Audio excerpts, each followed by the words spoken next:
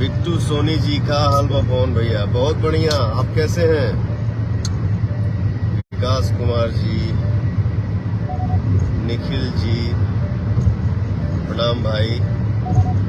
गौरव बाबू नमस्कार। घबराइए नहीं, मैं आपको वीडियो दिखाऊंगा, पूरा वीडियो दिखाऊंगा। आप लोग वीडियो में बने रहिएगा। सबसे पहले मैं आपको बता दूं कि पवन सिंह लाइव आकर बोला है लाइव में कि हमारा गाना आ रहा है बहुत जल्द, कुछ देरी हो गया है, इसके लिए क्षमा चाहता हूं। पावर स्टार पवन सिंह ने ऐसा बात बोला है। तो मैं आपको बता दूं कि पावर स्टार पवन सिंह का अब लगातार गाना आता रहेगा। कल या परसों गाना आ जी भैया। देरी के लिए हम आप सब भाई से क्षमा चाहते नहीं, माफ करिएगा भैया।